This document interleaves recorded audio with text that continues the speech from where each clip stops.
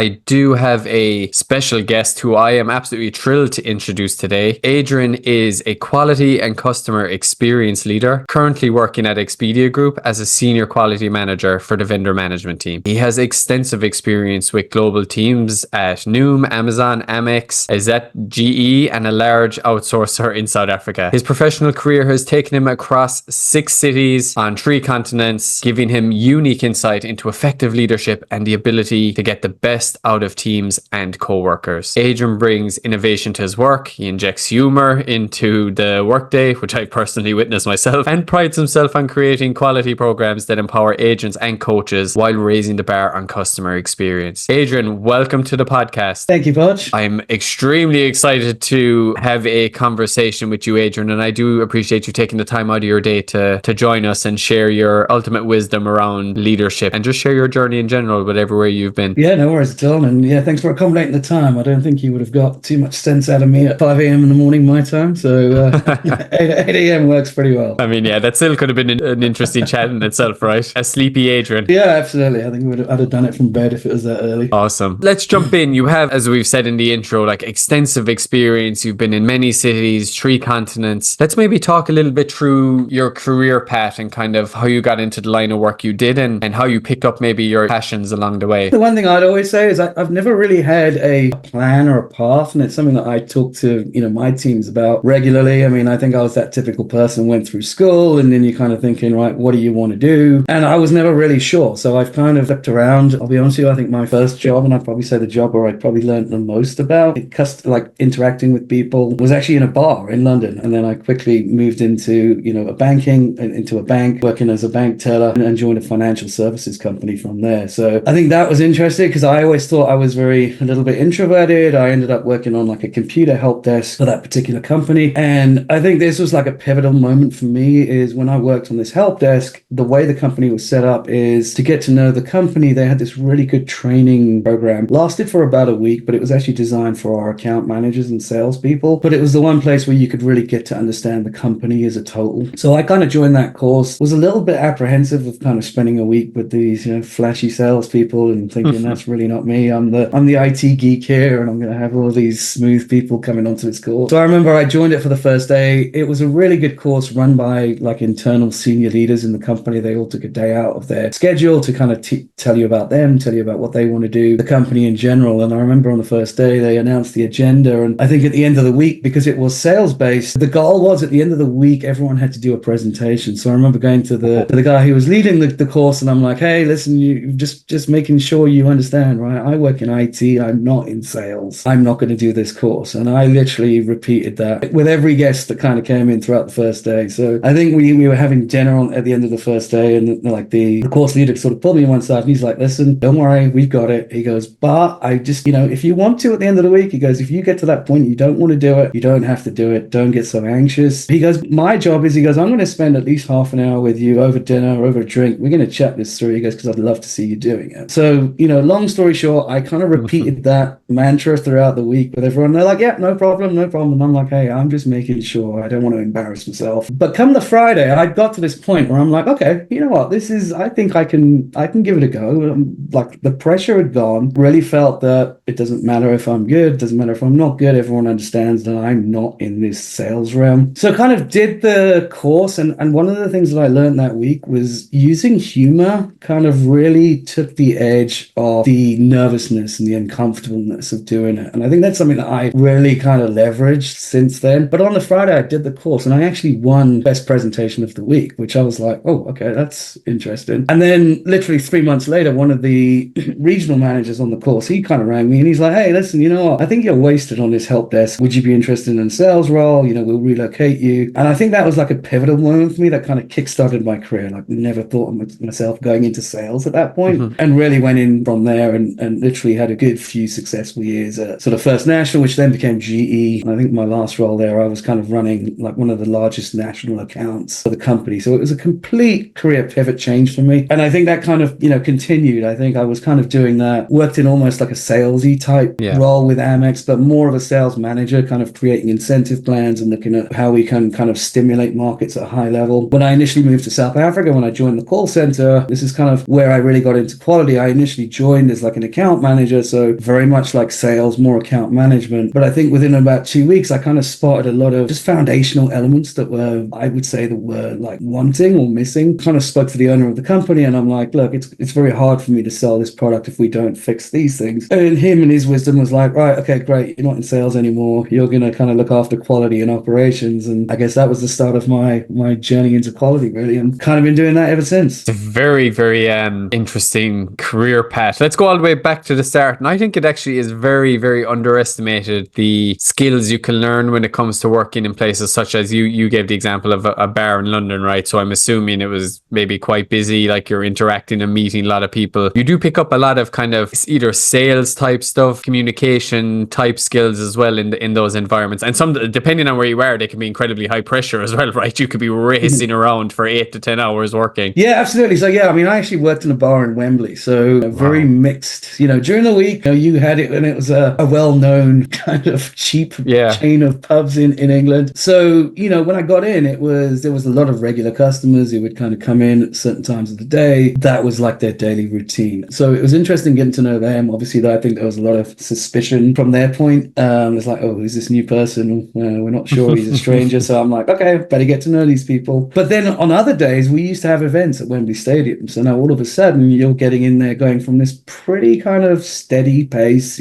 quiet afternoons, to having 70,000 people kind of coming through Wembley to watch a match or a concert. Yeah. So that meant we then would get there in the morning, clear out all the furniture out of the bar, and you would literally have a queue at the bar like 6 deep. So it's just a totally intense rush. So I think the big things there was really learning to deal with different personalities. You throw alcohol into the mix, you can kind of find yourself into some sort of high pressure, kind of difficult clients, I would say. And I think it was only a few years later that I realized that the skills that I learned there really served me well, like in future days, right? Dealing with difficult employees, dealing with difficult stakeholders or leaders. And again, I think one thing that certainly helped diffuse situations there was certainly, using the humor to diffuse the situation. I mean, there was a number of times that, alcohol involved, you could see tensions were rising, and you could kind of diffuse situations by just making a little bit of light of it, really. So I think that's probably one common theme that's really helped. That's something I actually did want to bring up, that you did mention using humor in terms of like your leadership style, we'll say. And I think that's one really, really good example, right, of the benefit of humor, that it can just help to de-escalate or diffuse certain conflicts. But would there be other kind of elements or other ways that you've used humor that kind of benefit you in those leadership positions you've been in? Yeah, I think it's also in getting buy-in from people. I think I always go into a conversation with a stakeholder. I know what my objective is, or what I want to get done, or what my team needs to get done. But then I understand that a stakeholder might have a differing goal. So I always try and go in and be a human first, get to know the person on a personal level. And I've worked in companies that kind of discourage it's almost like, well, don't get to know someone, keep it to business. And I always struggle in those scenarios. But it's like, I think with a stakeholder, I'm always relationship first. So it's kind of, I'm the one who'd probably reach the handout or stick the olive branch out and saying, right, let me try and understand from your perspective, what is it that you need? And I try and adapt, obviously, what I need, but kind of see it from your eyes, right? So it's like, here's my goal. I don't want to explain my goal in my way, but I want to explain my goal in a way that if we do this, this is what's going to benefit your objective or your goal. So try and insert it from a position of what's going to benefit you, and I'm trying to help, and I want to make, I want us both to be successful. I'm not going to run away from that, but it's like, okay, I can see that you have this goal. This is a program that I've got that could feed into that. So it kind of serves both purposes, which I think is a good technique to use. Yeah, I think it makes you just more approachable right off the bat, right? And more relatable to the people you're working with, and in the environments you're describing. Like, building strong relationships is fundamental to what you're trying to do. Yeah, and I think understanding where people are coming from, I think that's something that I really felt was important, is just really understanding where someone's at, what they're really looking for. And sometimes it's assistance, sometimes it's just transparency. I think trying to put yourself in their shoes and understand where they're coming from is very important, because I think that is the key to that relatability, right? You build up that confidence, that trust, and I think it just opens so many doors once you do that. Yeah, I fully agree with you. Since we're kind of on the topic of of speaking about your leadership style, like how would you describe your leadership style, Adrian, and maybe how has it evolved throughout your career as well? I describe it as very casual, very open. I remember my early career, like trying to figure this out. And I had some good leaders who kind of, I think one of the best pieces of advice I got in my early career as a leader that I had, and he's like, look, your primary job is to make my job easier. And that's kind of resonated with me quite a bit. And it took me a while to understand what that leader meant by that. So it's like, hey, I have a goal, it cascades down to you. I just want you to think about how can you help me achieve that goal? How do you make my life easier? And I think if there's one generic thing that can work for anyone working for anyone, it's like, the more you make your leader's life easier, the better things come, right? You now start getting tapped up for promotions. You get the important work. You become the trusted kind of confidant in the team. I think that's an important one. And then for me personally as a leader, I really understand just having going through it is like there always is that seniority thing, right? So you're kind of a little bit hesitant, a little bit, how much do I open up to a leader? So I really try and foster an open culture. So I will always, especially with a new team, I want to get to know them. I want to get to know their circumstances, what they're good at, what drives them, what excites them, where do they feel that they need some help from me. But I really like empowering them to do the work. I'm very strong on delegation. I always believe that, and I'd say this is true for the last 10 years. I would say everyone that's worked for me is better than me in certain ways with certain skills, certain attributes. So my job is to really look at how do I empower you and actually give you that ability to showcase your skills, what you can do. And I'm kind of there just to kind of tweak and guide and kind of give you some advice, but in a very safe space. And it's kind of like, how do I accelerate your career? Because the outcome from that is if I can make my team successful, I am then successful by default. Yeah, and I've always appreciated that about you. I can safety say from the time we've worked together and how long I've known you, I've been really impressed by just your consistency when it comes to your leadership style. It doesn't matter if it's like there's little tension going on or it's a high stress environment. I think you always come across as the same and very assured in the way you want to lead, which is similar to what you discussed around empowering and delegating too. Funny you mentioned delegating because my friends always rip me basically because they say, oh, Podge never does anything himself. He always gives jobs to other people. And my counter argument to that is delegation is a very, very important leadership trait. to be absolutely. able to, It took me a while to get that because I used to be that person who used to do everything. And I had a leader who wanted to keep everything close because I felt when I joined this particular team, this leader didn't really, he was keen for perfection, and that's okay. I kind of stepped in and I'm like, look, what is it that you need to do? Because I could just see that this person was swamped. And I was like, okay, give me the basic stuff,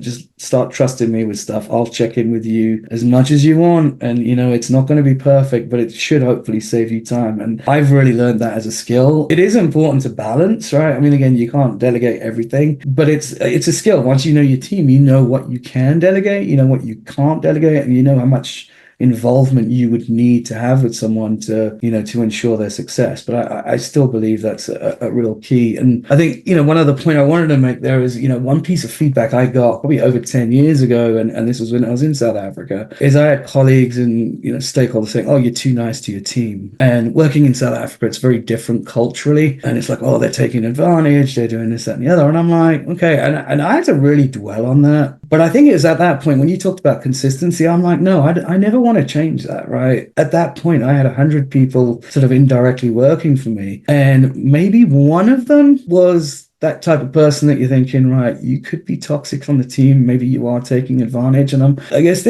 where I got to in my thought train was, why would I treat 99 people badly just to account for the one who might be the one who needs to be performance managed or, doesn't want to be here? So it's like, why penalize everyone for the sake of the one? I would rather take the risk and say, hey, if you are that type of employee, you're going to find something else, or I'll help you find something else that's better for you and where you're going to be happy, right? Because I don't believe anyone comes into a job wanting to do a bad job. Sometimes it's just a bad fit and it happens. But again, for the rest of the population. I'm like, hey, I want to give you opportunities to develop. You're spending most of your time in the day at this place of work. So why do I want to make it more difficult than it already is? Yeah, and I think there's something very admirable about that, and something interesting you touched on, which is probably true. Like most people aren't. Maybe there's people listening right now going, "No, you're wrong, Podge," but I would like to think most people aren't in roles of that capacity, like to intentionally like duck and dive and do a Yeah. poor job. I would say most of them are probably in it to hopefully to maybe grow in some aspect. I know there's an income component to everything we're talking about here, but if we're talking strictly from like a traits point of view, it's probably just like the minority who are going to be in that boat, and in which case you can still be, I don't know if you want to use the word nice, but you can still be fair to them, and like in that sense, it sounded like you coach them out of that role as well, because it's obviously a place that they mightn't want to be in. Yeah. And then the approach I've taken I'd say over the last 5 or 6 years is like when I meet a new team, or if I inherit a team, or if I build a team, probably more when I inherit a team, it's interesting to understand where they're coming from. And the one thing I've promised to a new team is if you work with me for 6 months, 12 months, you're going to be either in a position that you've learned something, you've developed a new skill. And it's like at that point, let's just say that person who is not happy and is looking for somewhere else. Sometimes I'll be honest with them and I'm like, well,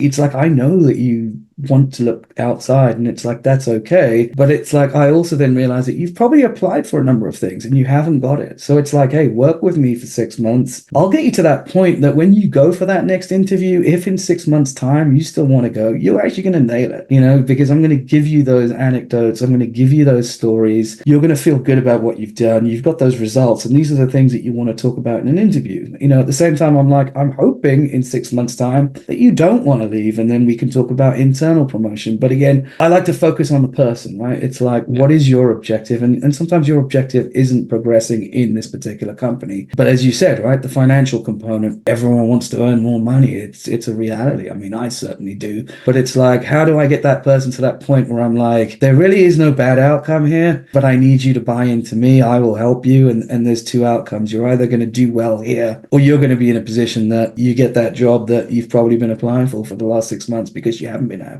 Yeah, and I guess either way, you're helping that person grow, but you're also not neglecting the business objectives either, right? You're still progressing towards them because you have them working towards something at the same time. I think that's an important balance. Yeah, and I mean, that's essential, right? And that's the cornerstone of it, right? That 6 months is focused on what we're doing now, right? So it feeds into my goals, feeds into their goals. And, I've had examples where, I've had some incredibly frustrated team members, and probably rightly so, but then it's like, okay, so it's seeing it from their perspective and saying, right, here's my opinion. And I think one phrase I use often is like, it's kind of like being busy doesn't mean being good. So I always say, look, I said, my goal is I'd like you to work less, but be more impactful. Yeah. So you get that work-life balance back, but you're actually doing things that matter. And it's things where you look at and you think, well, why am I doing this process? Like, for instance, if I'm building a report, does anyone ever read it? Does anyone actually do anything with it? And I've done that before with teams where I'm like, okay, you know what, for the next 2 weeks, I don't want you to send anything out. And,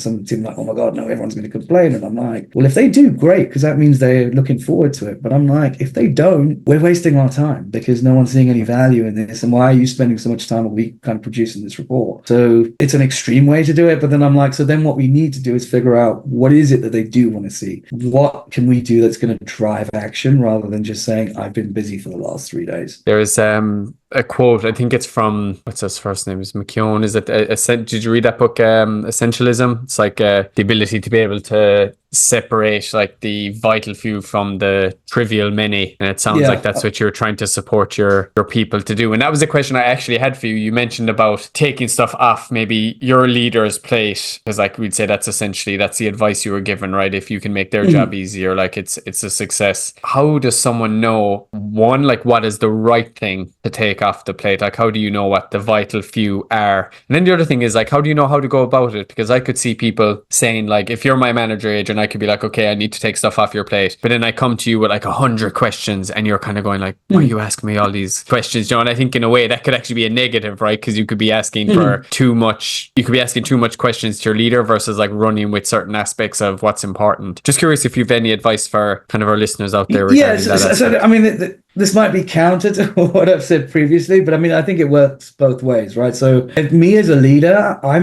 if I've got 20 tasks to do in the day and I want to delegate something, I really want to look at the simpler stuff. And I also want to kind of understand what is my team members' competence level in this area, right? So I think the number one thing is I know that they're probably not going to do the same. Well, they're definitely not going to do the same type of work I'm going to do. But that doesn't mean that it's worse, right? It could mean that they're coming from it from a totally different angle. So I try and break it up and I look at it and thinking, well, if I need to do this task might take me 3 solid hours, right? If I give them this task, it might take them 5 hours because it's something new, but it's 3 hours saved to me. So if I can save 3 hours, but they need an hour of coaching, then I've still saved 2 hours. So it still makes me more efficient. And I think it's doing it in blocks as well, right? Because I think a task always have multiple steps, multiple processes. So I will start with a very basic kind of brief, which is, right, this is the overarching goal, but day one, it's like, I'd like you to go and just pull some data, mess around with it,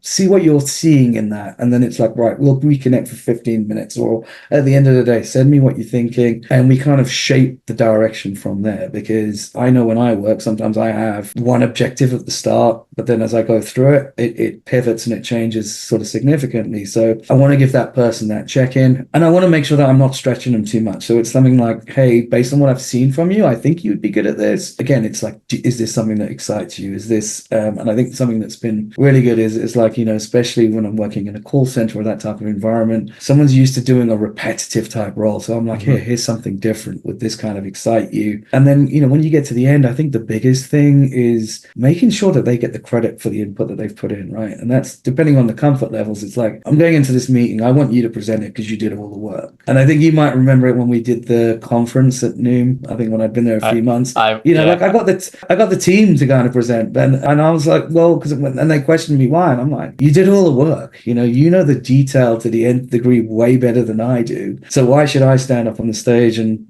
pretend like it's all my stuff? So it's like, but I want to give you that opportunity to show your peers what you've done and what you can do. Yeah, I'm just going to add a small bit more to that story as well, Adrian, because not only did you get the team to do the presentation because they did the work, which I greatly admired, I think your sales background came out as well, because at the end of the conversation, I distinctly remember you saying, if you found this conversation valuable, you can repay us by buying us a drink at the bar later that evening. And multiple drinks were bought for you all because it was such a brilliant presentation that you all did. But yeah, your sales background coming out there, I found that hilarious at the end, and then the fact that it even happened and people were showing support was pretty sweet too. That's like your humor coming into play there. And yeah, look, I mean, that worked, but there was like a serious note to it, right? Because that was my way of saying to people, it's like, you really want to show value with anything that you do. And for me, okay, I made the joke about buying me a drink, and that did kind of backfire, because I think I probably had one of the worst hangovers I've ever had the next day.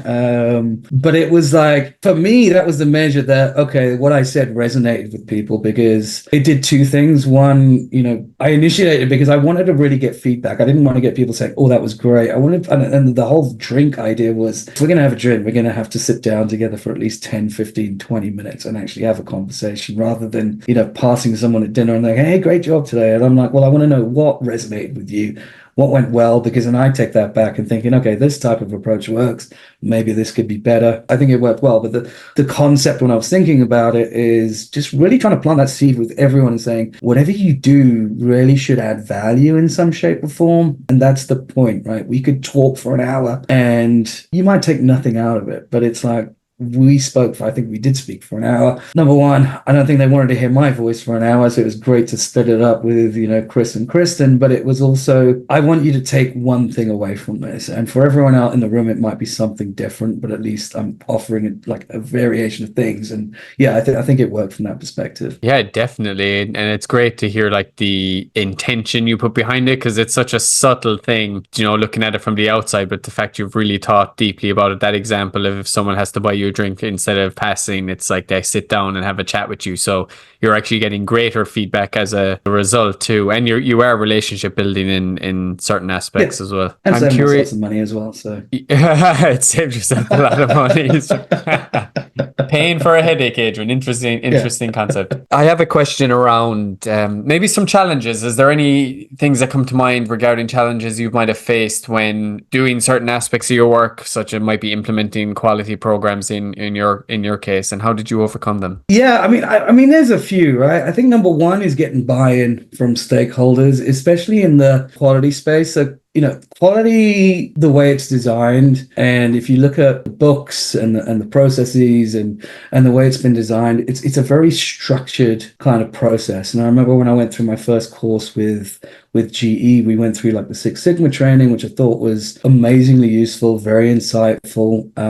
I think the biggest challenge, though, is these kind of quality processes really work in a manufacturing environment where you have a repeatable process, right? So you might have some computer software, you might have a piece of machinery, and the way quality works is you run this process a million times and you see how many times does the process break down, right? It's great, very easy to measure. You can zero in on where that potential defect is coming from, fix it, and then you get better the next time. When you're talking about in our environment, when you're talking about coaching, when you're talking about human to human contact, there's way too many variables to kind of make that happen. And I think one of the big things I remember at Noom was looking at the coaching as a product, which was pretty complicated, right? It's not a call center environment. It's not an SOP. It's not the, okay, I asked this question, here's a stock answer. For me, trying to learn what coaching was, I hadn't done coaching before. Every interaction that I observed, I'm like, okay, this is slightly different. This is slightly different, but there's got to be some common thing there. And, with the team, I kind of figured out that the common element there and what we really want to happen is we want to add value to the customer, right? Give the customer what they want. But every customer's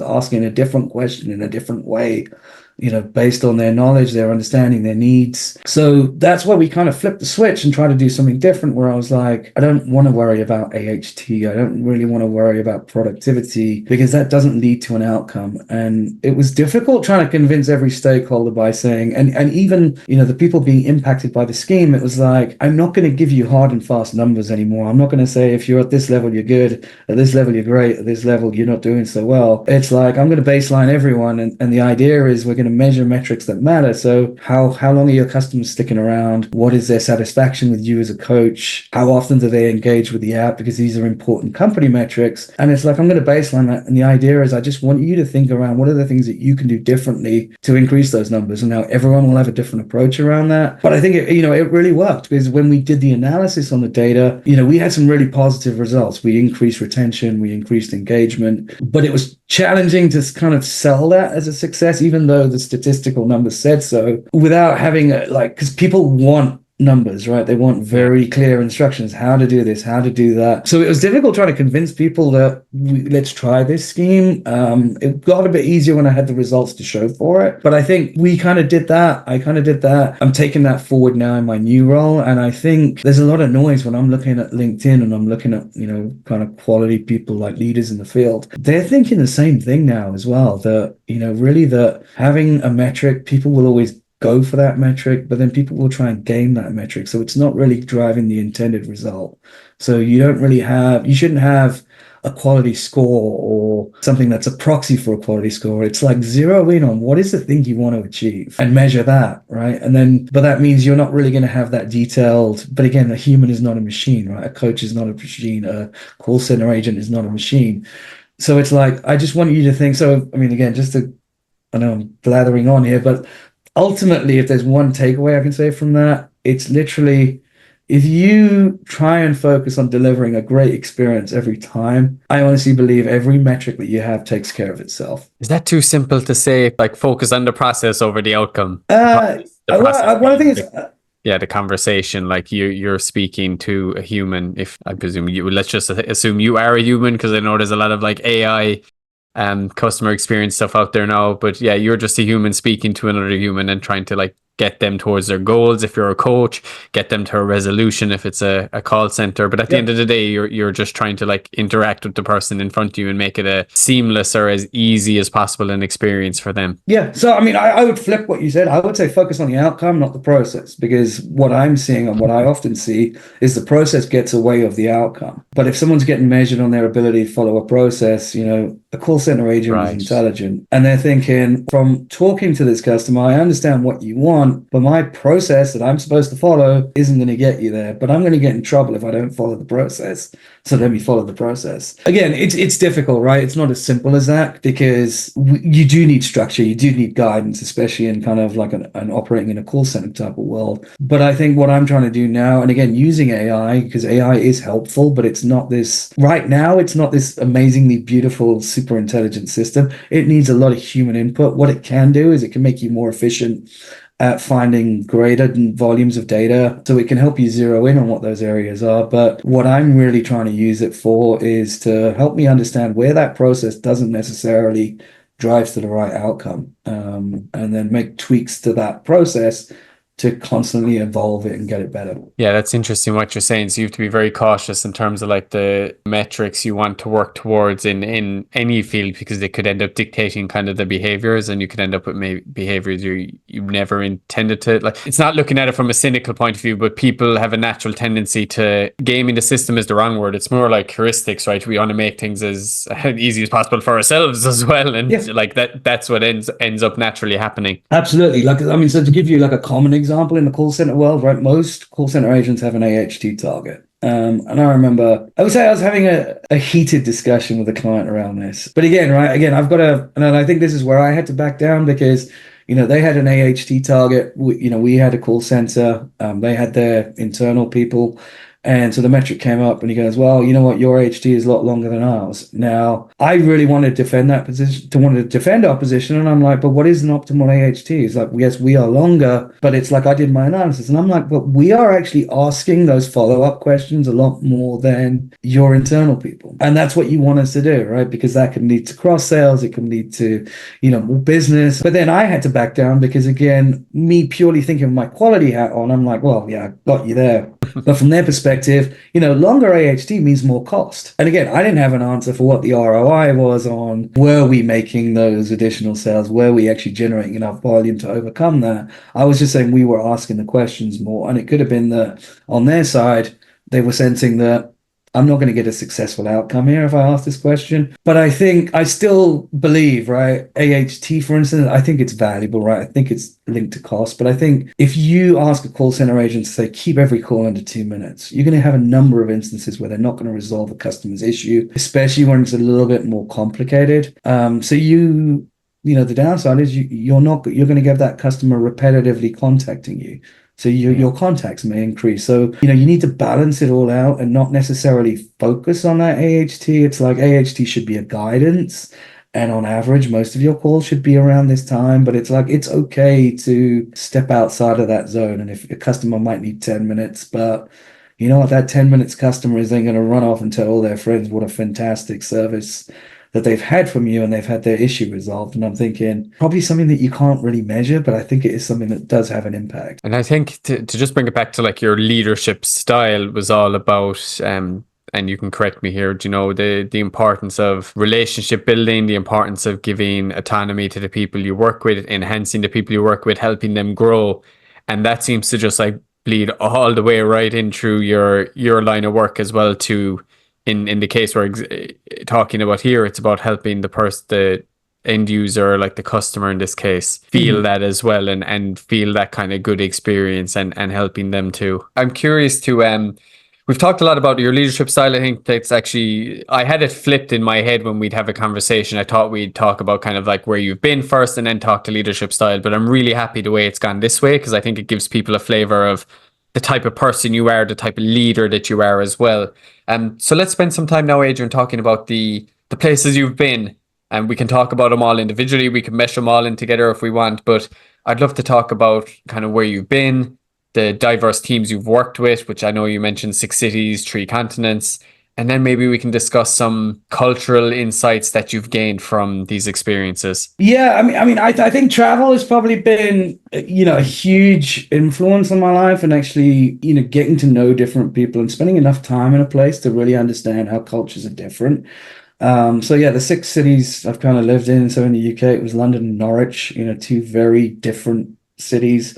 Obviously London, huge, bustling metropolitan, very Isn't multicultural. Norwich not a huge metropolitan city? No, what's going on there? No, it's kind of like on the east end of England, so it's kind of like it's because it's out there. You kind of only end up there if you're planning to go there. And it's a beautiful city. And I loved like the 2 years that I lived there, but it was just like I'm like, wow, this is only 2 hours away from London, Yeah. and it's completely different. And then from there, just to cut like to call out the cities, like my wife's South African, so I ended up moving to Durban, which again, Africa, again, a very, very big melting pot of cultures. One thing that I really didn't realize, that Durban is kind of like the largest Indian conurbation outside of India, just with the population. So Wow.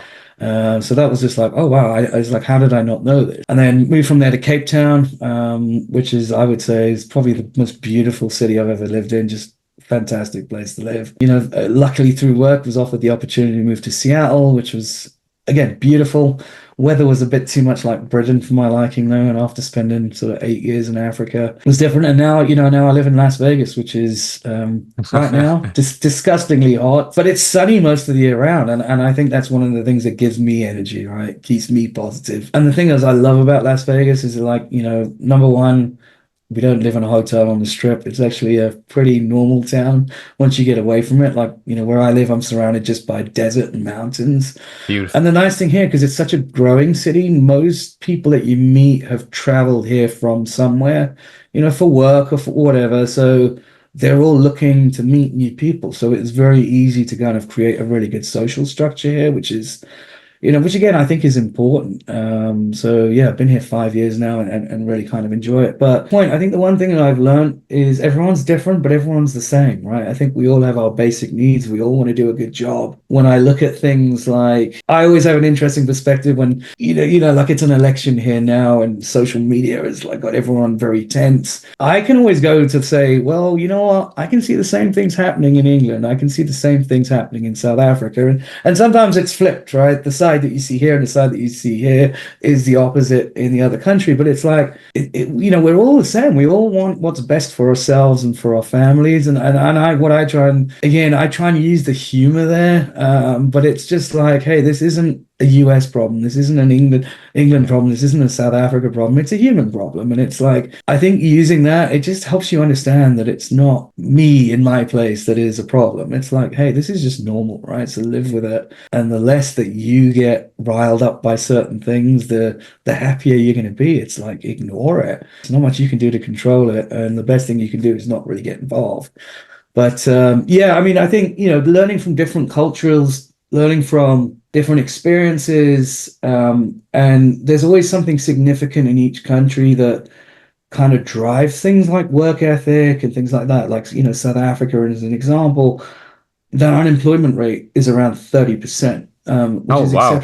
exceptionally high. So what I used to find there is I'm getting exceptionally qualified people wanting to work in the call center. Whereas in England, a call center work is a student wanting to do part-time. So it's very different, right? I mean, again, my role at Amazon kind of took me around the globe as well. So I spent time in sort of China and Japan, and like understanding those cultures was amazing, just how different they can be. But again, it just taught me a lot about how to deal with different people. And again, I think I mentioned this earlier, is just really understanding, where is this person coming from? What are the influences that they might have had in their life that is driving why they do things or how they do things? And I think that's very empowering to kind of do that, because I think you try and meet someone where they're at, you're always a lot Yeah. more successful. And I think you definitely resonate with them a lot more. I think that's an important point, right? If you're meeting someone for the first time, or if you have a team member, sometimes you could look and say, okay, I'm going to help them, like in terms of, I know the best practices from a leadership point of view, I know what they need to do, but you have the added advantage of, like, I've experienced like lots of different cultures. You have that diverse background, so it actually just helps you to approach people in a more sensitive way, perhaps, or a way that Yeah. resonates with them in a better way. Yeah. And again, like sometimes it's using the humor. I mean, I remember being in one country, and just culturally, the way they introduce themselves was they would give you their name, but then they'd also give you their English name. And I'm like, okay, why are you giving me the English name? And I'm like, well, look, I'm going to do my best to try and understand your true name and pronounce it right. I'm like, forgive me if I'm getting this totally wrong. And we Mhm. had a load of laughs in the meeting as we were doing it. But I'm like, I don't want you to call yourself something else just because it's easier for me to understand. It's like, I want to be able to relate with you better. And, if you would prefer, I would like to try and call you by your true name. And yeah, I mean, I wouldn't say I was successful all of the time, but again, I think that's meeting someone where they're at. Is just trying to get to know them. And it's not that I'm someone senior coming in and you all have to be different. I'm like, look, I am one of you. And it's like, if you are successful, I am successful. But the way we become successful is just really having that trust between each other that you can come to me with things I can help you with and I can understand, what's going on. So it's not like I'm coming in and you're polishing everything up and you don't want to show me any issues. I'm like, it's like I want to see it warts and all so I can help you and maybe hopefully make your day a little bit less frustrating. And it's like, that's where I come in. I have the ability to talk to people to get investment or, fix things or change processes, but justify the why we're doing it. And I'd say on the flip too, right? You've also probably grown and adapted different parts of different cultures that you've lived in as well. You know, you've probably picked up, it could be like leadership skills along the way. I don't know. It could be like culinary cooking habits. It could be anything. You know, you might have. Yeah. I heard you haven't quite picked up being a good golfer yet, but I hear you're trying to get to there in Vegas as well. Getting there very slowly, getting there very slowly. But yeah, I only started playing when I moved here.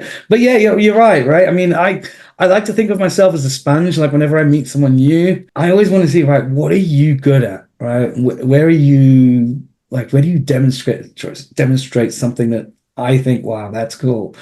And I try and mirror that, right? Or at least I try to inject some of that into the way I approach things. And I think that's always a good way of doing it. But at the same time, respecting I'm very different to someone else. So I know there's certain things that I'm never going to be good at. And I'm guessing golf is probably one of those things. But it doesn't mean I can't get to a stage where I can have a good time doing it. But, my approach to golf is like, don't get frustrated. I play with some people who get hugely frustrated when they hit a bad ball. And then I'm looking at their bad shot and they're ready to break their club. And I'm like, I wish I could hit it like that. I'd be jumping for joy if I could hit it that far, even if it went slightly left or right.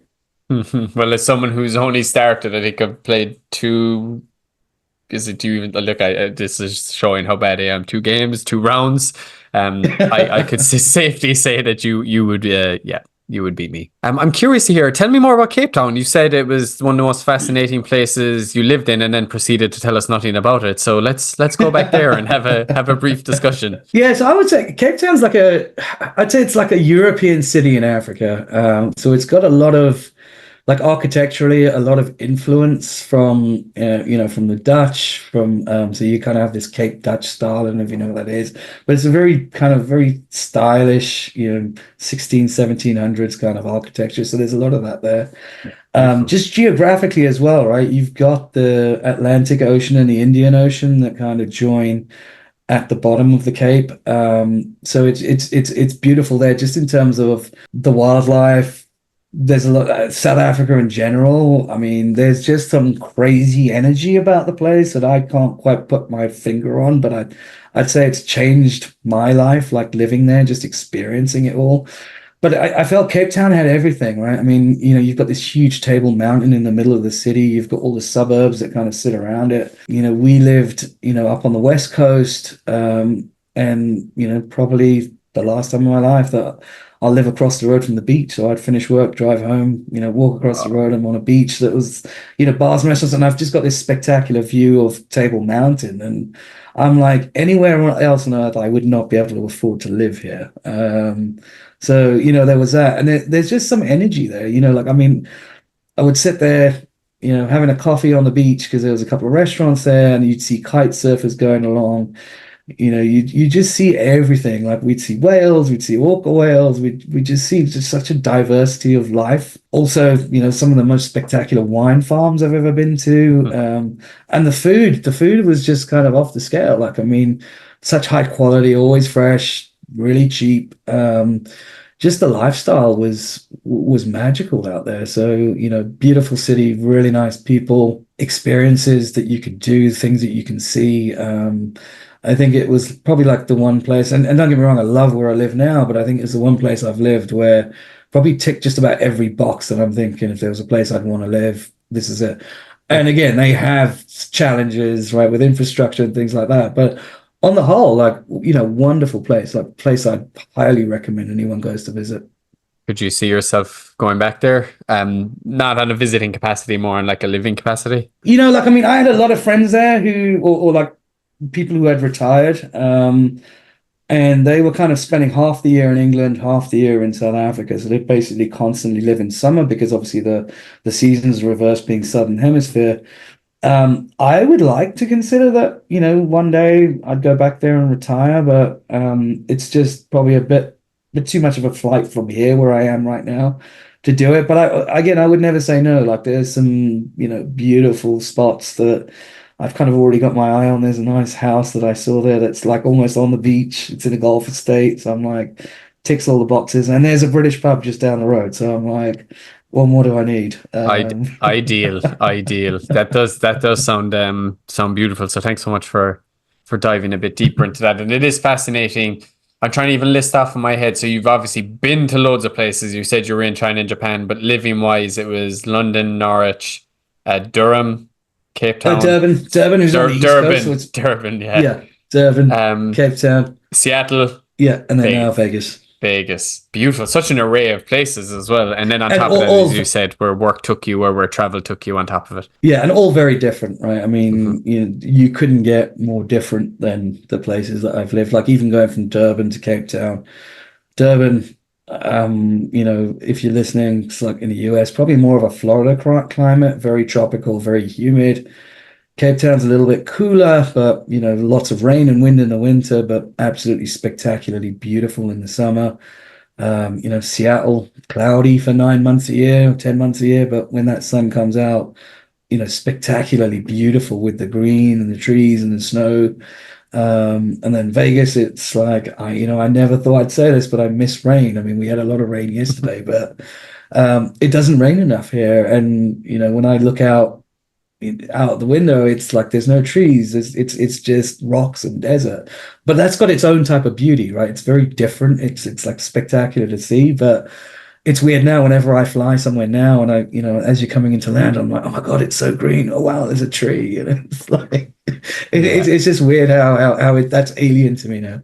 We do have a comment in from Dr. Rayao just saying that being one globe, like one world, looking at the commonalities goes a long way to appreciating all cultures. And I think now more than ever, like I fully agree with that. And we have that ability, right, with like Adrian, I'm connecting with you. I'm in Dublin, Ireland. You're in Las Vegas. We're talking live in real time. I know it would be amazing if it was like face to face in person, and who knows, maybe some sort of faster travel will happen in the future.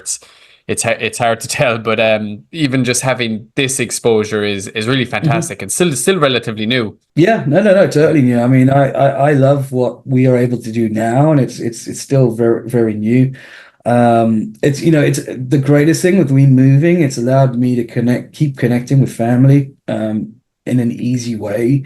I remember growing up, we visited Canada, and I've got a lot of cousins in Canada, and we met them once and we were sending letters, and that kind of fades out very quickly. And then when I moved to the US, I'm like, oh, we're so close, let's go and visit. But it's crazy. I'm like, God, 24 years has passed since I've seen you guys, but it was just great.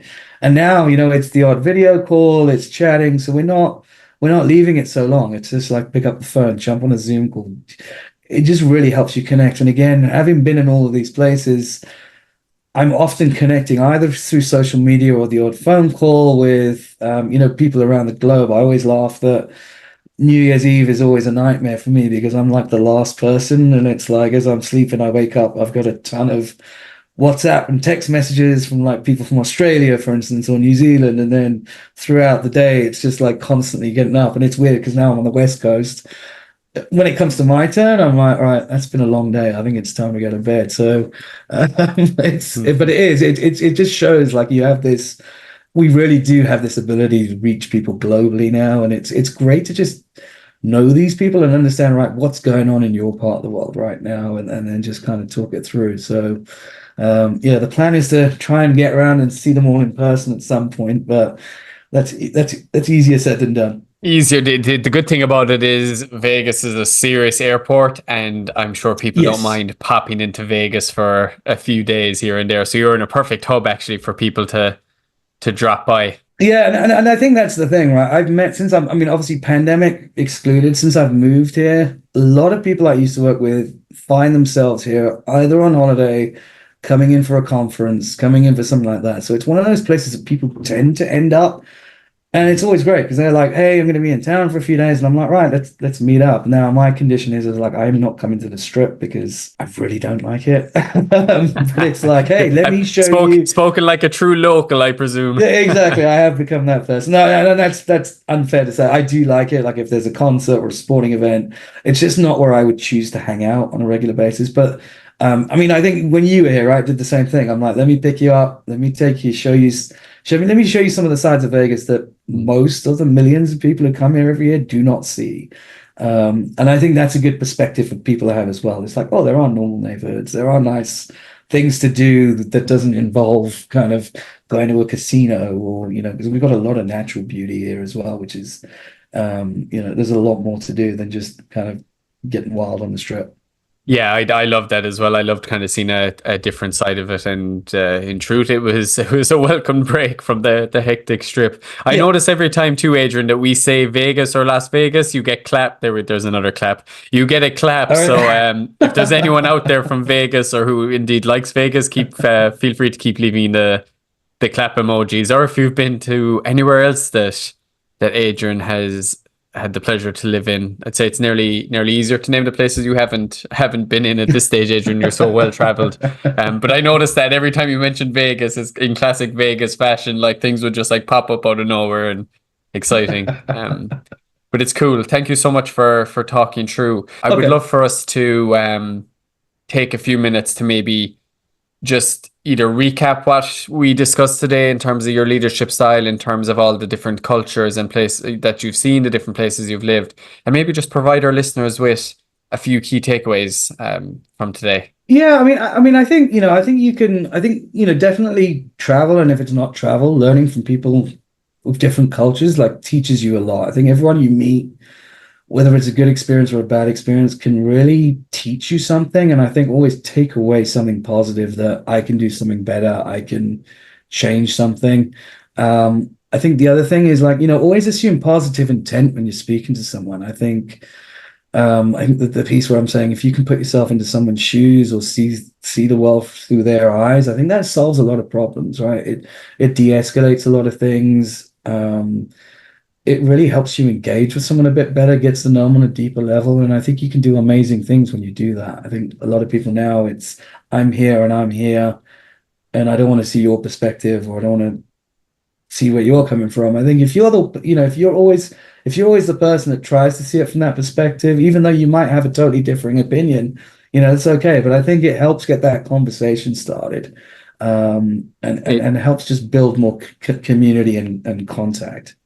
Just as you're logging back in, I always it's a little bit of a tangent, but when you say assuming positive intent, I kind of like to give people the example of something in psychology called attribution theory, which is our tendency to put emotions onto people. And the classic example of that is if you're driving on a motorway or a highway and a car like cuts across you, your probably instant reaction is going to be like, you so and so beep beep beep beep. Do you know, you insert curse word here, you assume Yeah. and you put like these negative traits onto someone, whereas the reality could be so much different. This person could have someone ill in the back or someone who got injured, they're rushing to the hospital, but that's not the first thought that comes to your mind. It tends to be the first one, that someone's kind of caused you an inconvenience, so they must be XYZ. And I think it ties in with assuming positive intent. And from experience, like I've had a lot of conversations. I've had a lot of ones where I didn't, I'll openly admit, but I've had a lot of ones where I've gone in and been open-minded, assume positive intent, and you often find out like the reason for it mightn't be like what you internally would initially think. And I just think that's such an important skill. It can be harder to execute because it does involve a component of like active listening as well. But I think it is such a important skill as a person, not just the leader. If you Mhm. can have that, it just, one, eases your own mind, but two, just helps you in so many situations. Yeah, and I think that's a great example, right? Because it's kind of like why. you're letting someone get into your head and ruin your day. So that 1 millisecond of what they've done, and again, you don't know why they've done it. They could have done it to be stupid, right? They could have an emergency. They might just not have seen you. But that's an interesting, because I think that really resonates with like the global travel. I mean, road rage exists everywhere I've been, and in most places there's like a stereotype as to who does it, and it's crazy because I mean, you just really kind of made me think, like, living in Vegas, driving around here is crazy. Like, I try not to drive at night. Every morning when I wake up and put on the local news, like someone's crashed their car in a spectacular fashion. I'd say people run red lights here quite a lot. But yeah, I mean, fatalities are quite high here. It's quite scary. Going to South Africa, we have these minibus taxis there, and like they run the country. Like, I mean, they will drive on the pavement. They will, they'll do whatever they want. But again, it's just part of the culture there. I mean, it's not great. But again, I'm not going to be able to change it. So it's like, if I see one, I'm like getting out of the way, because I'm like, I don't know what this guy's going to do. Then you go to somewhere like India and you like approach a roundabout and everyone's coming from every direction. Looks like absolute chaos, but it works. And I remember, like, after a few times, I asked someone, because someone said, "Oh, you want to drive my car? We're going to go to this place." And I'm like, no way in hell am I going to drive here. Because it's like, but I'm like, but help me understand, how does this work? Because I can't figure out in my mind how you get anywhere. And I know traffic is horrific. It's chaos there. But I'm like, how does this work? Like, every intersection, and literally everyone is coming from every direction. You got pedestrians, you got people on bikes, you have livestock coming through, but it flows. And I'm like, how does this work? And obviously there's the noise, right? Everyone's on their hooter or their horn, as you would call it here. But what someone kind of explained to me, they were like, the reason you use the horn is you're telling someone I'm coming through. So it's like, you're not going to crash into someone. No one's going to crash into you, but you're making that person in front of you aware. And they're like, if you just focus on that, you will be okay. I still refuse to drive because I'm like, no, I do not blame you. I'm like, I'd probably damage your lovely new car. And it's like, I don't want to be that person. It just shows you, like, it's like, to your point about getting road rage, it's like, if you're not used to it and you go there, it blows your mind. And you're like, I could get so, I mean, if you apply the rules that I have here, or I had in England, and did it there, I'd be screaming at everyone. And it's like, nothing's going to change. Here, like, unfortunately, we have a lot of drink driving here. I choose not to drive at night. It's like, I'll kind of stay in my area. If I want to go somewhere, I'll catch an Uber or catch a taxi. South Africa with the taxis, it was just like, okay, they were law unto themselves, but that's what they do, right? It's like, they've got a job to do. They want to earn money. They are shipping most of the workers around to places of work, and it's kind of accepted as the culture. It's like, why get frustrated with it? Why let it ruin my day or get into my head? It's like, it is what it is, and what can you do? Yeah, I like that you took control of your own thoughts. You didn't leave it affect you, because you could just be incredibly frustrated by especially that example. That does sound frustrating. Yeah. But it's interesting as well, because I mean, it makes for good stories when you tell people. And again, you're talking about using the human, right? I see someone who gets frustrated here, and I'm driving with them, and it's like, hey, you know what? Thankfully, you've never had the opportunity to be in traffic in India. And then I'll whip out my phone, show them a video, and then they're like, oh my God, that's way worse than just what's happened here. But again, it's just diffused the situation. Any other key takeaways for our listeners, Adrian? I would just say, just always be your authentic self, right? Again, we're all different. We've all got strengths. We've all got weaknesses that we can develop. But I would say stay true to yourself. I mean, you have one reputation, and that's yours, right? That travels with you from role to role, from between business and family. Don't change who you are, but I'd say always be willing to learn, right? Always be willing to take something positive from any experience you go through, whether it's positive or negative. But if you take that kind of mentality, and it's like, number one, don't let it get to you. Number two, how do I utilize this skill, this ability to do something better or improve something that I do? I think that's what I try and do.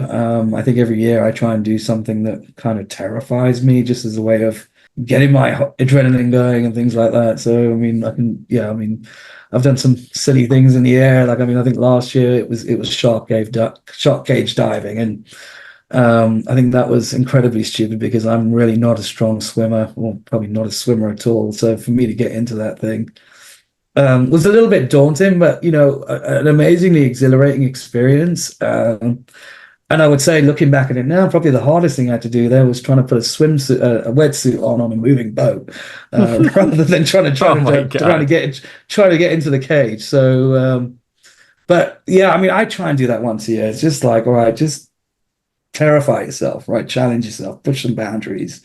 I think it makes you worry less about the less important stuff, I think is what that does for me. Yeah, it's perspective setting, but also I kind of like it. I see it as staying true to who you are, but also showing a growth mindset, like being able to adapt and develop versus like being stuck with who you are currently. You can kind of use the good facets of your character to develop. Also, this was a big moment because you mentioned kind of staying true to yourself and you got a clap emoji, and we didn't mention Las Vegas, which is a big positive. There you go, Adrian, trying something new.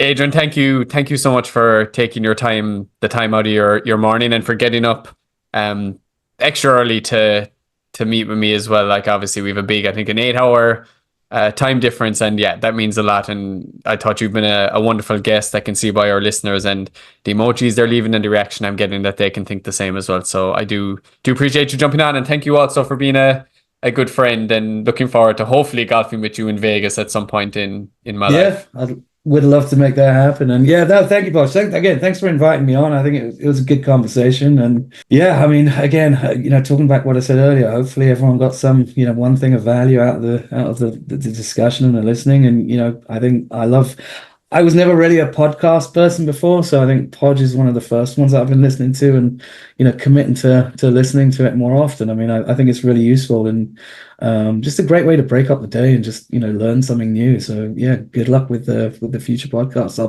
I'll certainly be listening in. Cheers, thank you. We got him, folks. We got an active listener in Adrian, and thank you so much again, Adrian. Really, really appreciate you. I hope you enjoy the rest of your day and have a nice weekend, and we'll be talking to you all again soon, folks. Take care.